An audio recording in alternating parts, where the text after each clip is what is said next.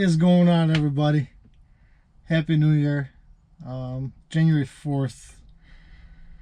And it's Monday, first day back to work after the holiday.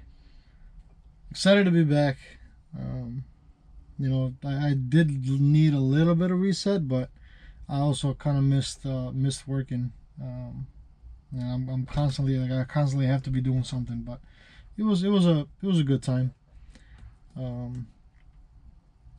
The wife and I, with the dog, went to just a cabin in the middle of the woods. We got some snow, so it was a nice time. We didn't do much. We just kind of stayed inside and just fire, cooked, drank, and just relaxed. I am in Flint, waiting to get loaded, going to Edwardsville, Illinois, I think it was. It's like the border of Illinois and Missouri, like St. Louis area. But came over here. My appointment is not in a little bit. They might call me a little bit early. We'll see how that plays out. But I figured I'd take the time to tell you a little bit about how I got started in this business. There was a question about it. I started back in 2009. I had just finished school for aircraft technician, and the economy then was kind of rocky at best. And we were at a coffee shop with a few friends, and we just got to talking, and I got this crazy idea to go get my trucking license. So the very next day I went to Secretary of State.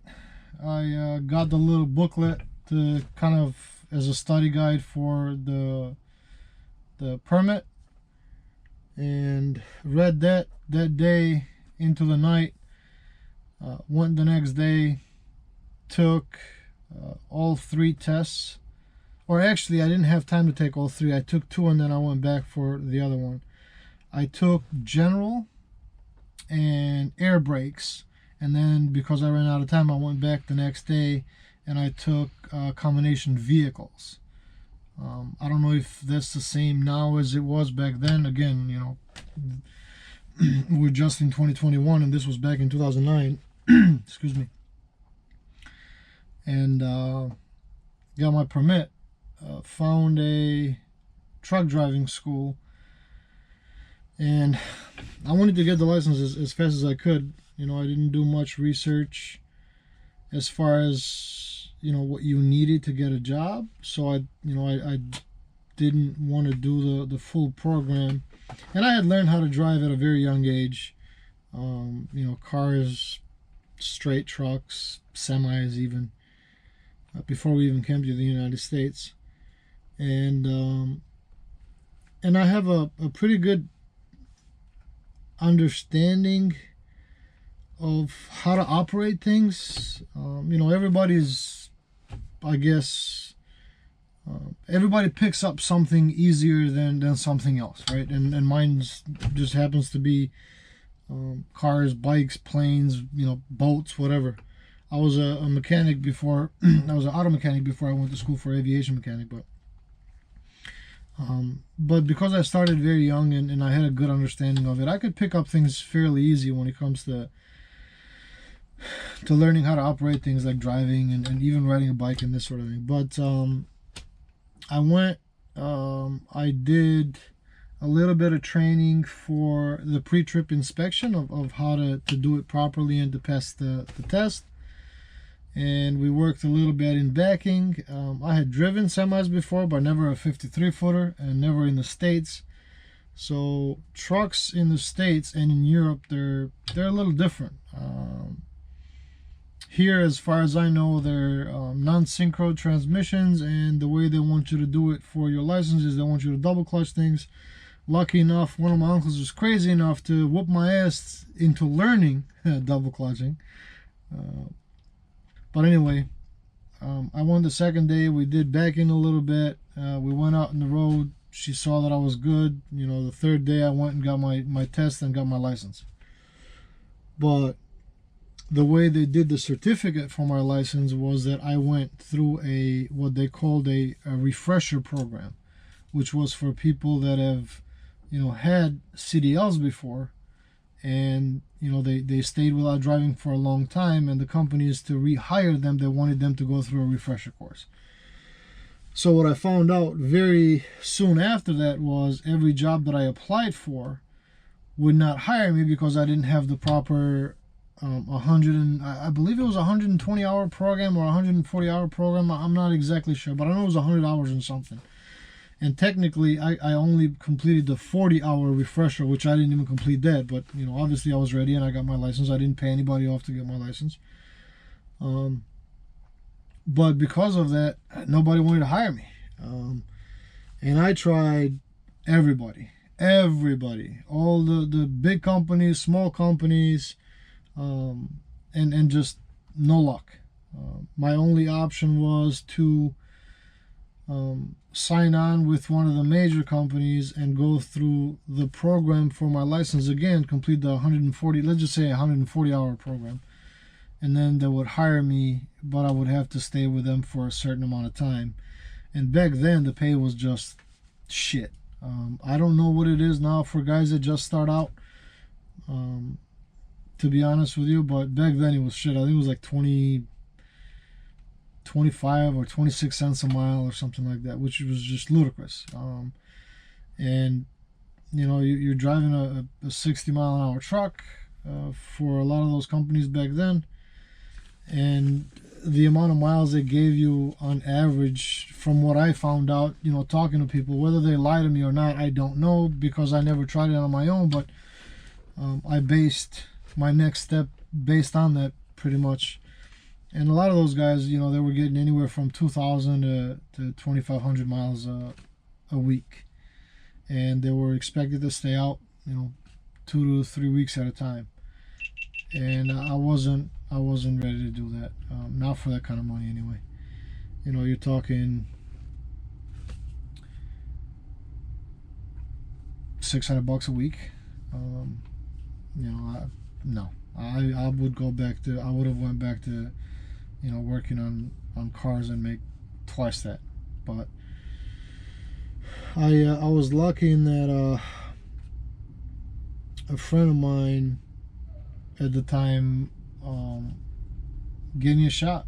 He bought a truck for me to work it, and the company that we started with was somebody that we didn't know, but we met through other people.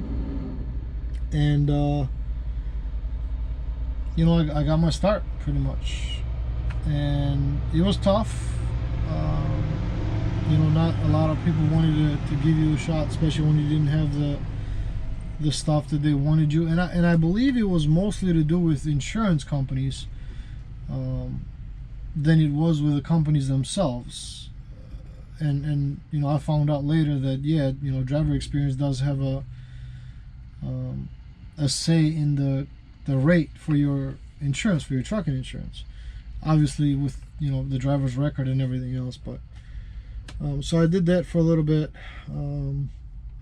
One of my cousins helped me out a lot in buying my first truck, and he got me to lease on with the same company that he was leased on with, out of Cudahy, Wisconsin. I don't know if they're still around. I would assume they were still around. It was Ace Worldwide Air Freight was the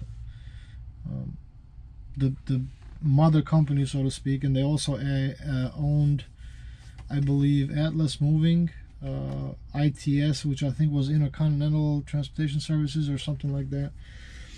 And I was over the road with them. We transported a lot of hospital equipment. It was a good company to work for, great company to work for.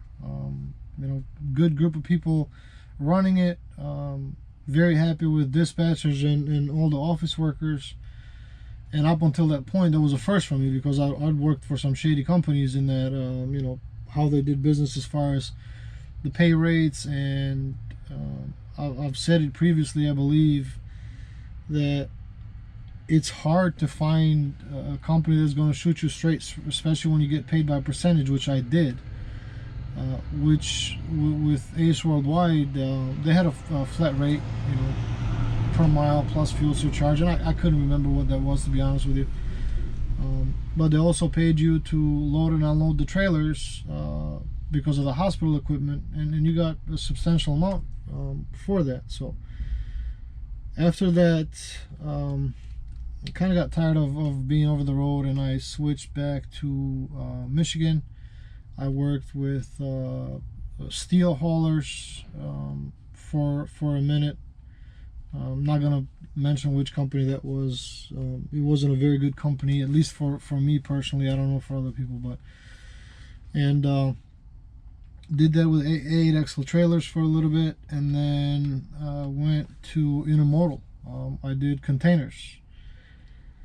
Containers are just a dirty business. Holy crap, it's a dirty business, especially out of Detroit. I don't know the guys running the port. I would assume the port would be a little bit better. Obviously they're not. The yards are much better than they would be out here. Even Chicago yards, some of them were good, some of them were bad. But the yards that I worked out of Detroit, it was just horrible. If you want to tear your equipment up, man, you work containers here in Detroit, and the yards are shit. Pair that with chassis being garbage, and sometimes the way they load containers and everything else in between. But did that for a little bit. Ended up buying some trucks and putting drivers in them. Was not happy with how that was going. Obviously the economy, from 09 to whatever, was up and down, but it's hard to find good drivers. Some know what they're doing, some don't know what they're doing, some know what they're doing, they just simply don't care about your equipment. And I had enough of it. And then I was just working myself. I went back over the road for a little bit, and then had some family stuff that was coming up with my dad, and something happened with the company that I was with at the time, and pair that with everything that I was going through at home, I decided to take a little bit of a break from trucking, and I'm glad I did, because I got to spend a lot of time with my dad, who after that took a turn for the worse, but I wouldn't get into that. But I came back to trucking after that, and trucking now compared to when I started, it's much better as far as the rates are concerned. To get started, maybe it's a little bit tougher now than it was back then, but the only major difference is the electronic logbook mandate, which back then it wasn't a mandate yet. It was being talked about, and it was going to come in power. I don't know exactly when they did that. There's some companies that were using it even then. The company that I was out of Wisconsin, we were using electronic logbooks even then. But that's the main difference, I guess. What I see from that, whether that's true or not, I don't know. I can only compare it to 2 different times, and this is just my personal opinion. But I do seem to see a lot more truck accidents now. I don't know, if that's because of that, or because there's more trucks on the road, or maybe a combination of both. But what I also do see is truck drivers going through construction zones without giving a flying fuck, and that's just bad. To go through a construction zone like that, yes, we do have places to go. Yes, we gotta times that we gotta meet, but to play with other people's lives like that's just not right, in my book.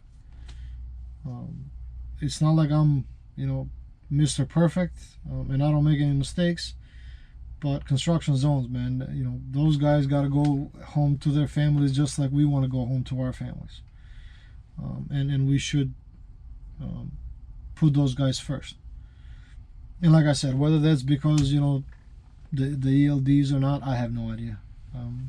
That's the difference that I see anyway. But that was kind of my start in this business. Now I am leased on with the company. I own the truck. I use their trailer. They are an incredible group of guys. I am extremely happy with them. They shoot you straight. They don't try to cheat you out of anything, which is huge. The fact that you don't have to worry about whether they're screwing you out of money or not, to me, it's just a huge relief. I'm not saying that there's not, you know, that there's no problems and it's all hunky-dory, because there is problems. Any job out there that you're going to have issues. But we don't have issues with each other. We have issues created by, you know, just the work itself. It's the nature of the beast sometimes, you know, with delays and brokers lying at you, and that's nothing new, and it's not going to end anytime. But as far as the company itself, I'm extremely happy with them. They show me the rate confirmations for all the rates we get. I get paid by a percentage. They keep a certain percentage. I get a certain percentage. And that's all I want to say about that. I don't want to really go into what percentage and whatnot. But I am extremely happy. You know, sometimes it's tough out there to find good stuff. Sometimes it's not. You know, sometimes you're in a good area. Sometimes you're not. But I can't stress this enough, guys. I don't have to stress about them lying to me about the rate. I've worked for people before where they got the load for an X amount,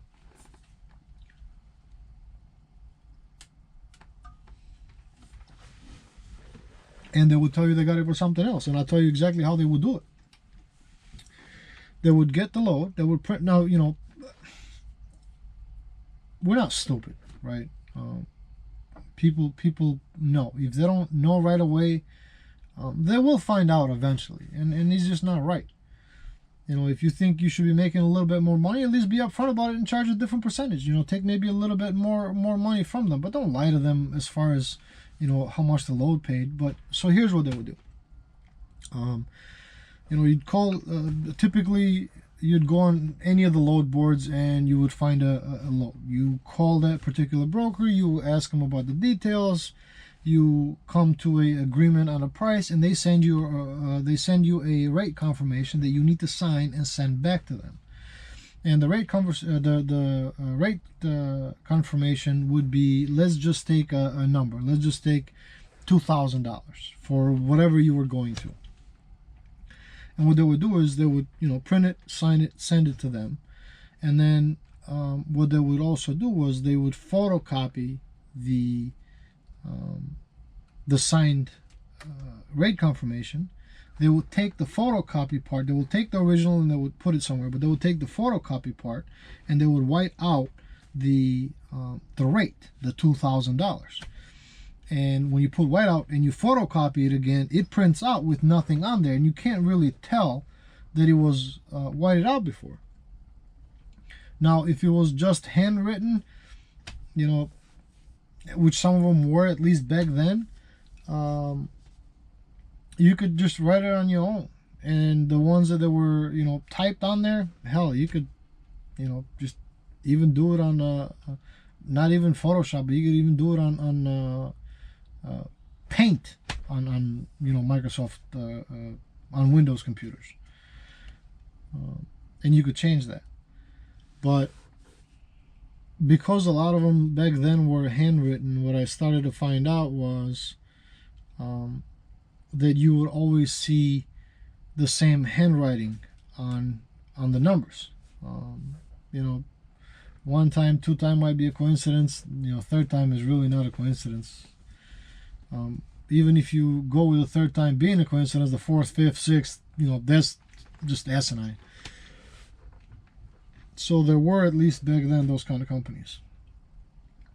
Are they probably out there now? Yeah. You know, people like that don't change, no matter what happens.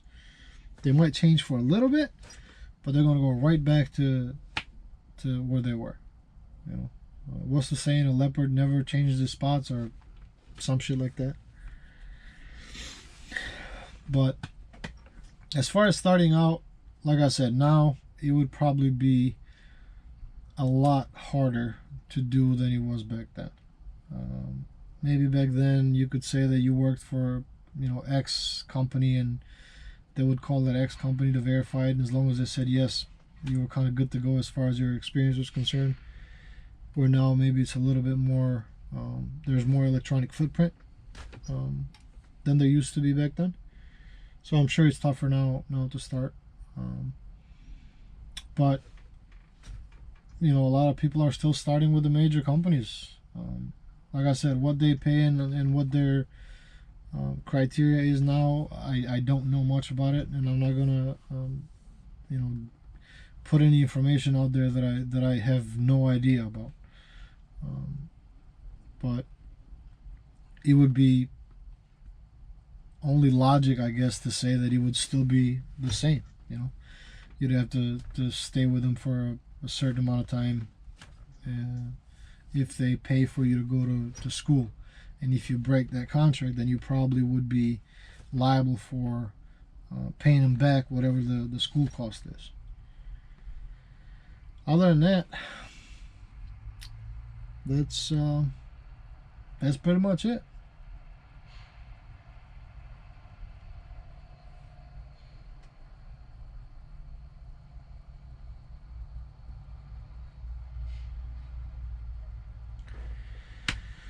Again, guys, if you do like these videos, I would appreciate it if you would subscribe. If you don't, you don't. It is what it is. But Happy New Year again. See you on the next one.